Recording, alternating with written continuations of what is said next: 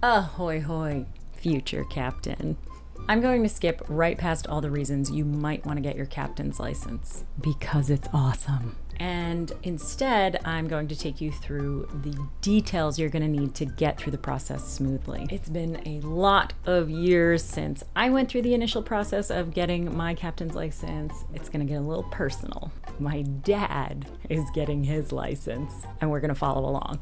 Ahoy hoy, I am Captain Boomies, professionally salty for 25 years, and this is my dad, the Dadmiral. He's had me on boats for my entire life, and once upon a time, he also had his captain's license. He let it lapse, and so he has to start the whole process over again. But that's a good thing because that means you get to follow along and learn the whole process. There's a lot to it, so I am going to break this up into a couple different parts. Also because video editing is hard and parts of this are going to be boring. I'll do my best. First up, let's talk about what type of license you can get. If it's your first ticket, and you should call it a ticket because it'll make you sound like you're very in the know, then you're only eligible for a couple different types of licenses. All the rest will require you to earn sea time while holding this first license. The very basic first professional captain's license you're going to get is actually called an OUPV. That stands for Operator of Uninspected Passenger Vessels. It's also known as your six-pack because it essentially means you can take up to 6 paying passengers on an uninspected vessel. What's the difference between an inspected and an uninspected vessel? Well, there's something called a COI, and that's where you go through this whole process with the Coast Guard to make sure that your vessel is in compliance in order to have more than 6 of them at a time on your particular boat. And then once you have an inspected vessel, you actually need a different license. The inspected license is also known as a master license. It's the first endorsement that I want to discuss with you. And you really should get it at the same time that you get your OUPV because it's just one more test and it's not that much harder than everything you just studied for to get your OUPV. The first master license upgrades you can get are 25, 50, 100 gross tons. Or rather, the way it's really described is a master of vessels not to exceed 100 gross tons. Okay, let's add some complication. Tonnage is not how much the boat weighs. It's about how much she can carry.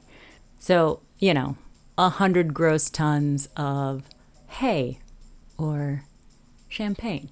Now you'll notice hay and champagne are very different types of cargo, and this is where gross tonnage is based on volume, not weight.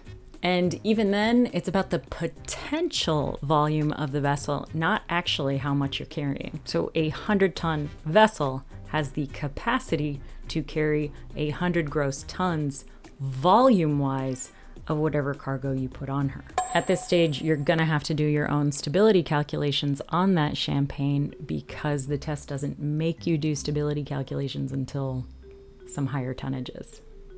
Okay, now those not to exceed tonnage licenses have an additional qualifier, which is how far away from shore you can be. It starts with an inland license. So you can have a 25-ton master inland license, which means that you have to stay pretty close. The next is your near coastal, which is up to 200 miles offshore. And then the last one is your ocean.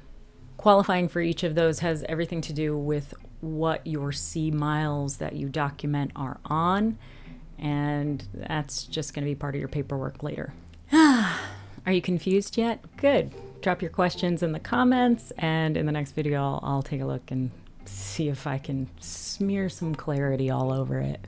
Now let's talk about some additional endorsements you can add to your first license. First up is your sailing endorsement for sailboats. They're actually going to call it auxiliary sail, meaning that you probably have an engine anyway, but sailing is an option. To get that endorsement, you will have to show sea time on sailing vessels.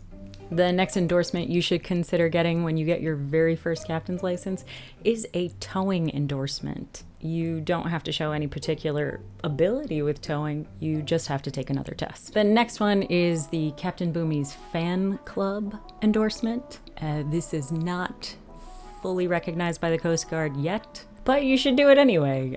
You'll know you're in it if you have one of my koozies or you've said hi to me at a boat show. That's always an option. Check the description for what boat show I'm going to be at next. Join the fan club. I'll put a sticker in your book like you do when you get any other endorsement. Don't let me do that. I shouldn't be allowed to deface your Merchant Mariner credential. Don't let me do it. I'll be very tempted. Okay, so to recap, OUPV is the basic license that everyone needs, but you can upgrade it with tonnage, sea time, and endorsements. Personally, I have a 200-ton near coastal. It accomplishes everything that I need to do on the uninspected vessels that I'm usually running. And I'm a very big fan of me. I have that endorsement. Buy my stuff. Join the fan club. It's not really a fan club. It's just buy it anyway. Or buy me a drink at a boat show. Okay, so you think you might have an idea of what license you're going to go for? That means that we next need to talk about what to expect on these tests that you're going to be taking. My dad is going for his 100-ton. He used to have a 50-ton inland license. He'll be going for his 100-ton near coastal because he's got the sea time to do it, and he had it years and years ago, honestly. He just didn't apply for it. Mostly because he didn't document whether he was beyond the demarcation line. I talk about that somewhere else in my videos. Now, I sent my dad to the Annapolis School of Seamanship because they do a really good job of not just teaching to the test. They actually give you all of the information that you're going to need, and really deep knowledge is provided in their classroom setting. Plus, it's a gorgeous classroom in a beautiful location.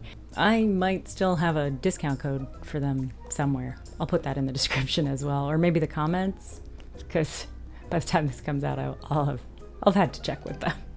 Like I said, drop any questions you have in the comments. I'll try to get real specific about the test and what to expect and how to prepare for it. We're going to follow my dad into the classroom as well, which will be pretty cool. But if I've already posted those videos and you still have questions, come find me at a boat show. It's gonna be down in there, or, shoot me an email. Find me on Instagram or Facebook or something.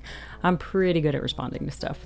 Or drop a comment, and I might even need to make a whole new video. Speaking of boat shows, I am going to be at the Annapolis boat shows, both of them, and at the sailboat show, I've been invited to do some booth time at the YouTuber tent, which is horrifying for me because I'm going to be the absolute smallest YouTuber there, and it's real bad for my ego. Do not like, so please subscribe. I really need it to save my poor, fragile ego. Tell 10 of your friends to do it as well, please.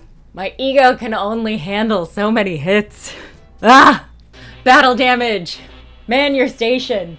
Prepare the long guns. I can't take it.